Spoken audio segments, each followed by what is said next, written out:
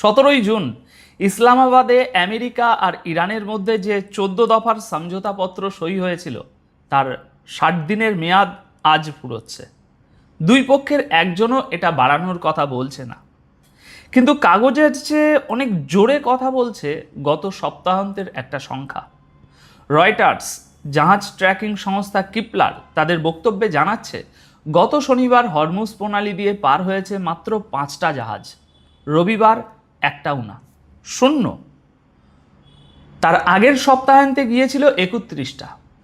আর ঠিক এই দিনেই আমেরিকার প্রেসিডেন্ট ডোনাল্ড ট্রাম্প তার নিজের সোশ্যাল মিডিয়ায় লিখেছেন মধ্যপ্রাচ্য নাকি একজোট হচ্ছে। একই সপ্তাহান্তে ওয়াশিংটন পোস্ট লিখছে উপসাগরের 5টা দেশ তার উপর এতটাই বিরক্ত যে তারা এখন নিজেদের মাটিতে মার্কিন সামরিক ঘাঁটি রাখার যুক্তি নিয়েই প্রশ্ন তুলছে। দুটো খবর একই দিনের, কিন্তু একসঙ্গে রাখলে যে ছবিটা দাঁড়ায় সেটা একেবারে অন্য কথা বলছে। তাহলে দর্শক বন্ধুরা, আজকের প্রশ্নগুলো কি কি? চুক্তির মেয়াদ শেষ হচ্ছে নাকি চুক্তিটা আসলে 2 মাস আগেই মরে গিয়েছিল? সেই দলিলের 5 নম্বর দফায় মাত্র 60 দিন কথাটা কে লিখিয়েছিল আর কেন? আমেরিকা যে $300 বিলিয়ন পুনর্গঠন প্যাকেজের প্রতিশ্রুতি দিয়েছিল তার কতটা এসেছে? ওয়াল স্ট্রিট জার্নাল যে রিপোর্ট করছে ইরান একটা আরব দেশের বিরুদ্ধে স্থল অভিযানের বিকল্প খোলা রেখেছে, সেই দেশটা কেন এখনো একটাও শব্দ বলেনি? সৌদি আরবের তেলের জাহাজগুলো নিজেদের অবস্থান জানানোর যন্ত্র বন্ধ করে দিচ্ছে কেন? আর সবচেয়ে বড় প্রশ্ন, ট্রাম্প যে চুক্তিটার প্রশংসা করছেন সেটা কি আসলে তার নিজের ব্যর্থতার রসিদ? সবগুলোর উত্তর আছে আজকের এই ভিডিওতে। স্বাগতম দর্শক বন্ধুরা, আমি অনুপ বিশ্বাস আর আপনারা দেখছেন এটাই রিয়ালিটি। গত সপ্তাহে ঠিক এই জায়গাতেই আমরা প্রশ্ন তুলেছিলাম, হরমুজ কি সত্যি খুলবে নাকি অবরোধ চলতেই থাকবে? আজ সেই প্রশ্নের একটা পরিষ্কার উত্তর পাওয়া গেল। আর উত্তরটা যারা এই চুক্তিটা লিখেছিলেন তাদের জন্য সুখের নয়। চলুন গল্পটা শুরু থেকে সাজাই। আমাদের গল্প শুরু হয় 17 জুন থেকে। সেদিন ইসলামাবাদে পাকিস্তানের আয়োজনে উচ্চ পর্যায়ের বৈঠকের পর ট্রাম্প আর ইরানের প্রেসিডেন্ট মাসুদ পেজিশিয়ান 14 দফার একটা সমঝোতাপত্রে সই করেন।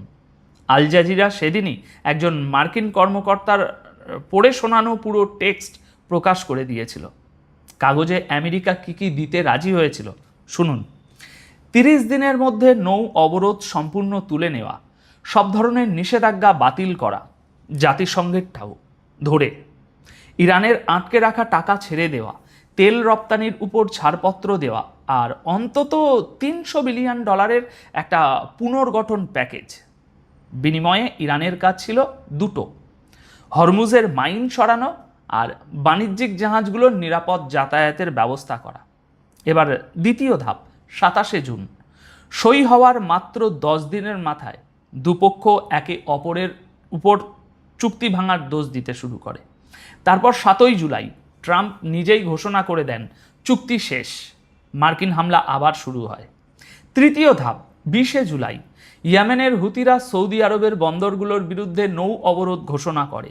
লোহিত সাগরের হিসেবটা ঠিক ওখান থেকেই বদলাতে শুরু করে।